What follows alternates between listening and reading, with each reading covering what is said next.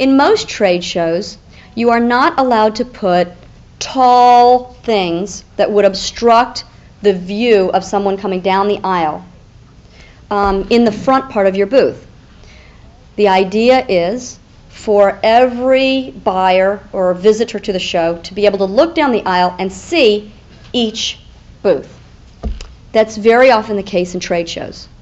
In our industry, everyone wants a curtained off space on 3 sides, fully draped, so that there's privacy and so that the eye does not wander to the next booth's merchandise. You want to create your own environment. That is very different from many shows who require you to have things that are only waist height, table height at the front part of your booth. Very often when you go to a trade show too, you'll see that the side curtains are not tall side curtains. They are short table height side curtains that divide one space from another. Your booth fee could include as little as a chalked-in floor space, or it could also include an ashtray, drapery, and carpeting, and a trash can. And you never know what that is until you ask those questions and you take a look at the show prospectus. Our show includes drapery. It includes, what else does it include? Wait a minute. Drapery and 2 chairs. The 2 chairs are sometimes not inside your booth, but at the end of the aisle. But we provide 2 chairs for one very important reason, and that is that there's very little space for buyers to rest up and down the aisles, and the more resting area they have, the fresher they'll be at the end of the day. So those chairs are not for the exhibitors to sit in. Those chairs are definitely for the buyers, and we ask that they be put nearest to the front of the, near the aisle as much as possible so that buyers have a place to sit.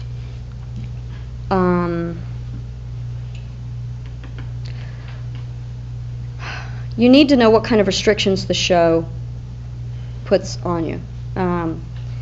Whether or not you can bring employees to help you sell.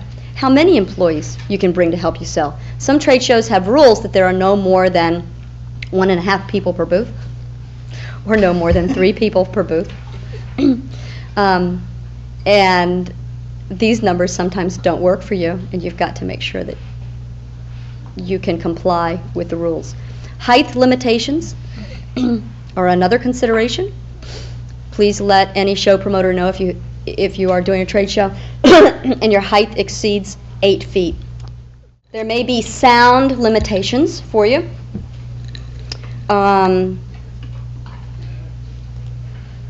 You may find a need to have a photographer in your booth doing some photography work outside of the hours the show has provided you. You need to make sure that that is available to you. Let's see.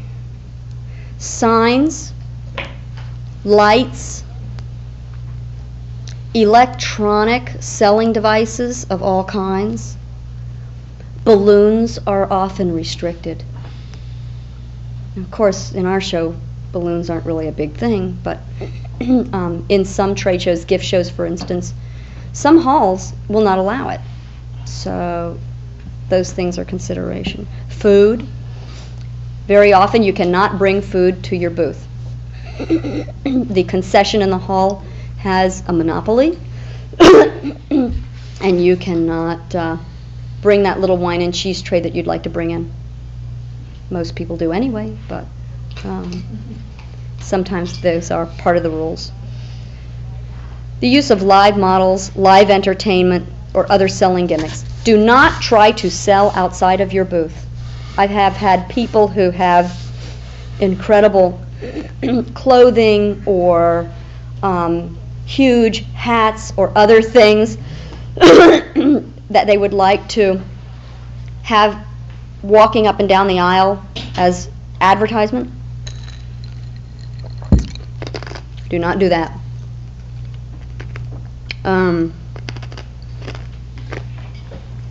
Find out what the restrictions are on any kind of promotion. Some shows will not allow you to give away a bag that would have your company logo on it.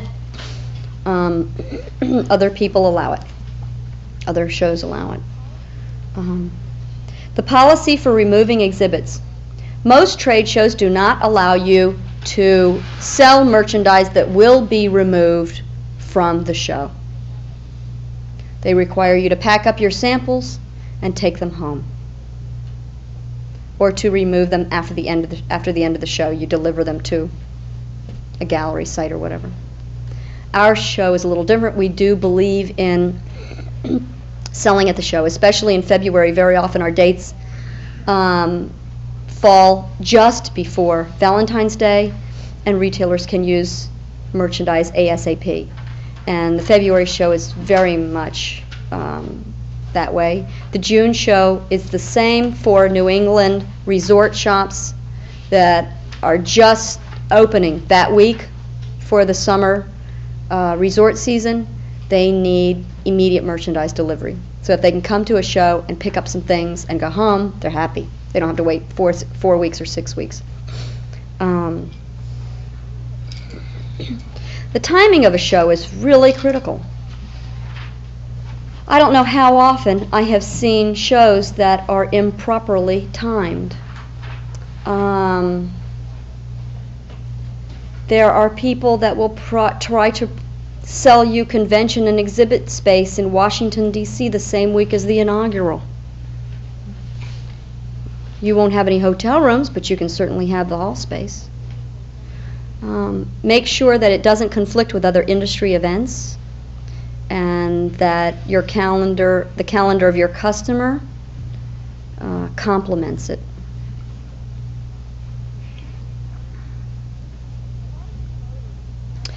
A lot of promoters will tell you that there's no such thing as a bad booth in a show.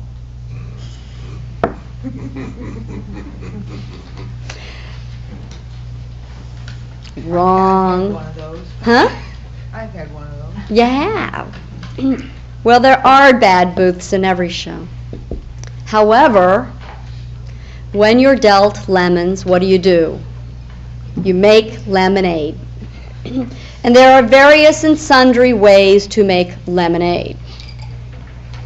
First thing you need to do is ask that show promoter for a list of retailers that may be attending that show if you don't have one, or ask other exhibitors for a list of retailers that will be attending the show, and send them invitations to your booth. If you need to send them a treasure map and a compass, do it. If you need to feed them in that booth, do it. If you need to say, stop by for your special gift, do it. Very often, a location that is very, very poor can be remedied very quickly and easily with some kind of gimmick.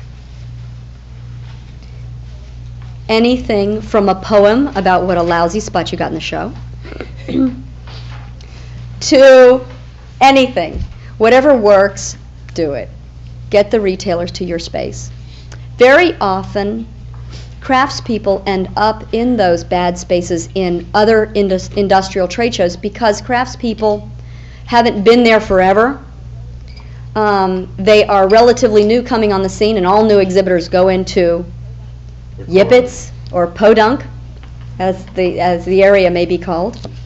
Or craftspeople are viewed very often by gift show promoters as a wonderful, wonderful resource for drawing buyers. So they will put a craft section into an area of the hall that they've never used before. And of course, an area of the hall that's never been used before is one that the customer or the visitor to the show is not accustomed to going through or into. So make sure that there's enough special advertising and signage and everything.